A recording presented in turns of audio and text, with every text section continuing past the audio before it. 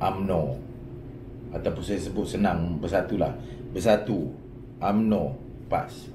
Andai kata ketiga-tiga parti ini boleh bersatu, mengetepikan soal keegoan kepartian, mengetepikan soal orang kata, ya sudah pasti tumpuan utama ialah persoalan utama ialah pembahagian kursi. PAS dengan UMNO mungkin tidak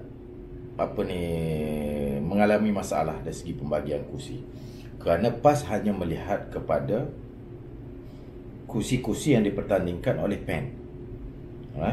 So dia tak berlaku pertindahan, tapi ianya di bawah orang kata satu persefahaman yang ataupun perbincangan yang masih boleh dikawal. Masih boleh dikawal. Justru itu apa yang saya lihat yang menjadi masalah berbalik kepada akar umbi tadi. Selalu digunakan istilah akar umbi, seolah-olah akar umbi menolak bersatu dalam MN. Akar umbi tidak setuju bersatu masuk dalam MN. UMNO khususnya. Bila kita melihat begitu, saya tertanya, siapa akar umbi?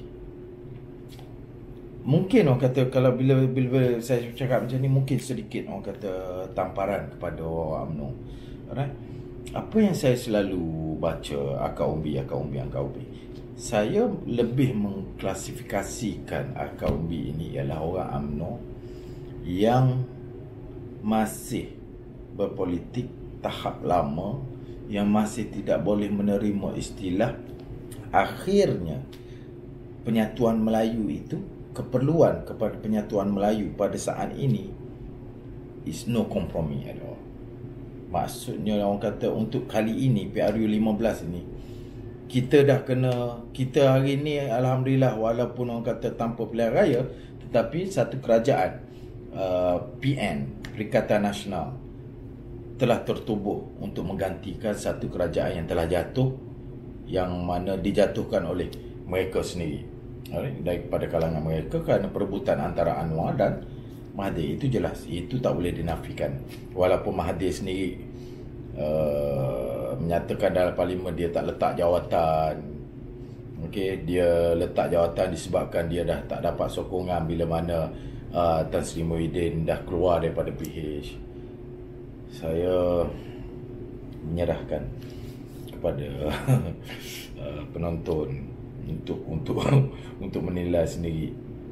Semua orang, kalau kita cari dalam YouTube, kita cari dalam Google, sequence siapa dulu umum letak jawatan, siapa yang umum. Saya berada ketika itu pada di salah satu pejabat yang monitor, yang mengikuti rapat apa yang berlaku pada hari itu. Saya tak ingat exactly, lebih kurang lah masa tu kami tengah makan apa semua sekali, sebab lunch hour.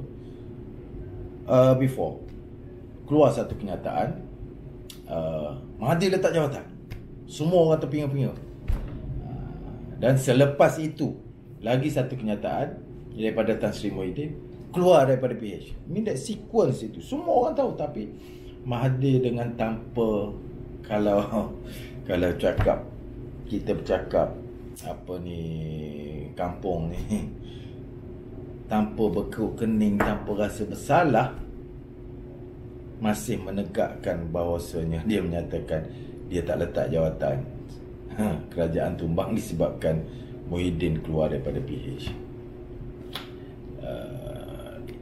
Panjang kalau saya nak uraikan yang tu, panjang.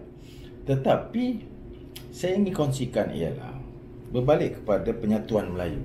Untuk pilihan raya, saya mohon kepada sahabat-sahabat, walaupun daripada kalangan UMNO mahupun PAS, dan PBBM juga, bersatu juga. Sekarang ni kita bernasib baik, kita menjadi kerajaan yang bukan melalui pilihan raya, tetapi kita sebuah kerajaan yang sah, yang dipilih oleh, orang kata, yang direstui oleh Duli Yang Maha Mulia Seri Paduka Baginda Putra Agong melalui proses yang betul. Dan hari ini PN ataupun parti-parti Melayu ini sebahagian daripada kerajaan. Itu perlu kita bersyukur. Selain daripada apa yang kerajaan buat hari ini, alhamdulillah, tanpa perlu orang kata satu pilihan raya baru, rakyat boleh menikmati harga minyak yang murah. Tanpa perlu pilihan raya baru lain untuk menukar kerajaan, rakyat menikmati beberapa insentif daripada kerajaan tanpa perlu ada pilihan raya. Ini satu benda yang harus kita rakyat syukur, dan kita memiliki satu kerajaan yang cukup prihatin, dan ya, alhamdulillah barisan menterinya, bila terutama saya pemerhati politik, saya melihat apa ni barisan-barisan menteri PH, bukan orang kata sewenangnya kita nak condemn ke apa, telah terbukti bahawasanya pengalaman itu memainkan peranan penting dalam mengurus tadbir sebuah negara. Kita sebagai rakyat, kita tak boleh tak mampu nak buat apa. Apa yang ni ialah warisan menteri, kabinet, timbalan-timbalan menteri, dan mereka-mereka ini harus datang daripada orang yang berkemampuan dan memiliki pengalaman dalam mengurus tadbir kementerian, khususnya kerajaan. Alright.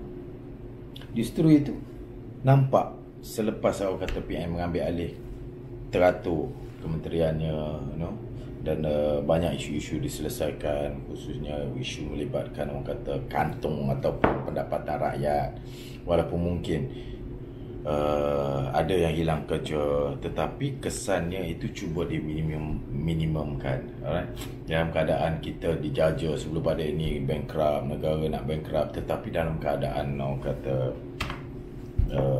teruji begini, kita pun terkejut sehingga 290 bilion dibelanjakan oleh kerajaan. Ini adalah satu perbelanjaan yang cukup besar, dan ya, satu benda yang kalau sebelum pada ni kita digambarkan dengan negara nak bankrupt, kita pun risau, tetapi kerajaan masih boleh membantu rakyat dengan beberapa package, khususnya prihatin dan sebagainya. Okey, baik. Cuma saya ingin memohon kepada rakan-rakan untuk kita lebih matang berpolitik era hari ini. Ini kerana saya lihat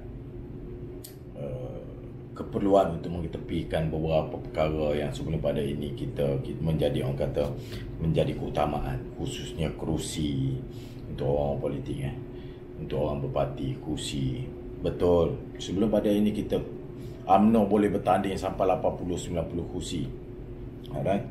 Tetapi hari ini kita kena terima istilah perkongsian kuasa pada hari ini.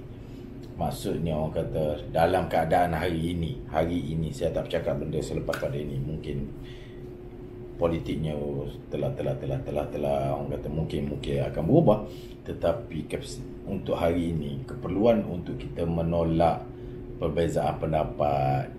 Kalau sebelum pada ini PAS dan UMNO bergaduh lebih 40 tahun lebih, saya cakap lebih, bukan setakat orang kata maki hamun dalam ceramah, alright, isteri dan suami bercerai, itu hakikat yang berlaku disebabkan perbezaan parti. Tetapi hari ini kenapa UMNO dan PAS boleh duduk semeja dan bergabung? Kerana kita melihat pergabungan itu memberikan satu manfaat ataupun memberikan satu impak yang cukup luar biasa kepada kekuatan politik Melayu. Pertama, PBBM hanya baru ditubuhkan.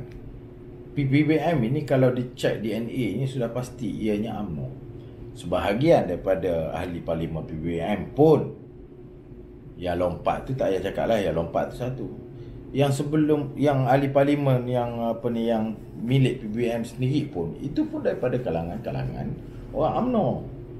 Orang yang dah pernah berada dalam parti UMNO. Orang yang telah menerajui bahagian, orang yang pernah ada title ketua bahagian, ketua pemuda dan sebagainya. DNA-nya adalah DNA UMNO. Okey, DNA-nya adalah DNA UMNO. So justru itu. Dan baru berperang saya ingat PRU 14 lepas. Maknanya tak sampai pun orang kata 5 tahun. Okey.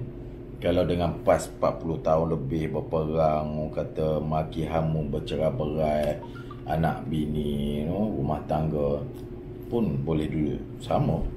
Ini kan yang baru bergaduh, mungkin dah 5 tahun. Apa salahnya untuk duduk sama? 3 lebih baik daripada 2. Itu pandangan peribadi saya. Dan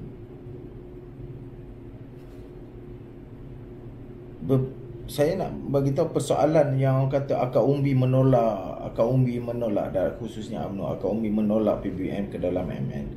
Okey, menolak PBM ke dalam MN.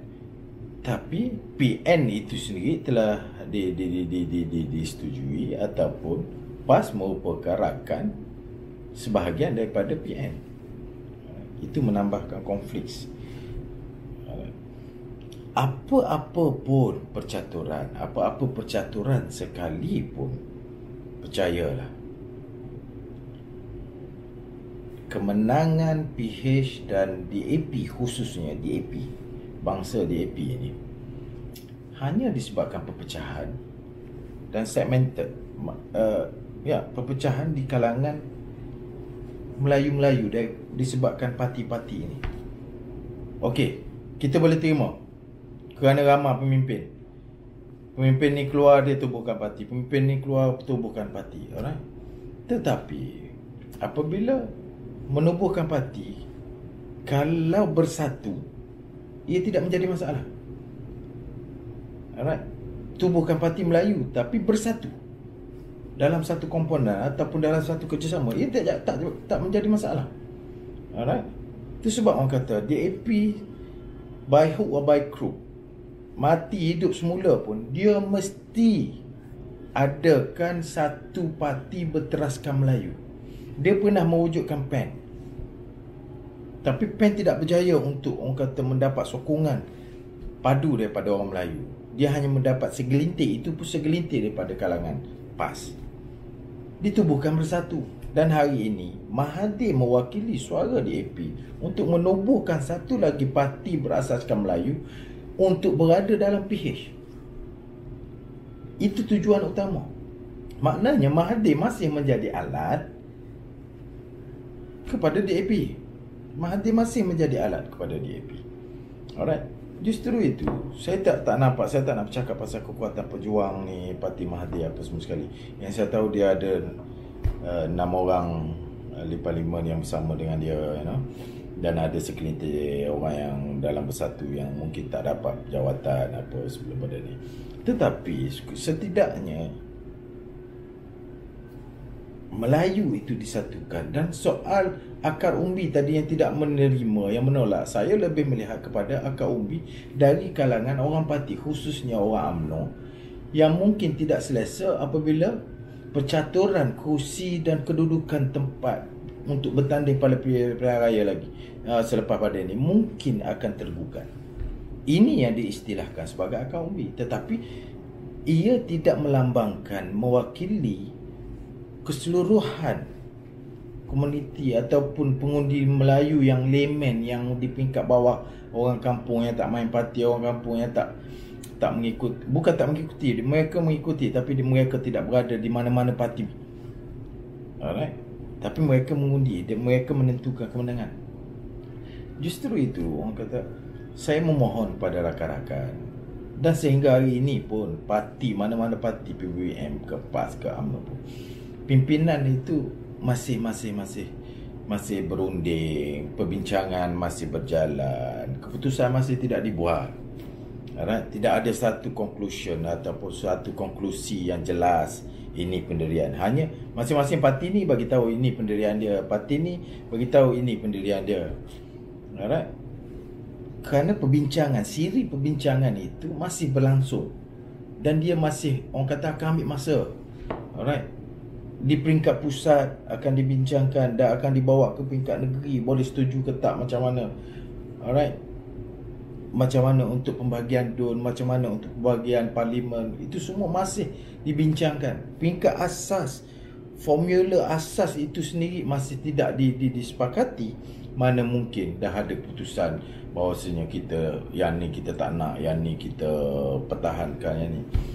Yang mengeluarkan kenyataan ini adalah orang parti, orang yang tidak mempunyai locus standi untuk menentukan keputusan akhir itu.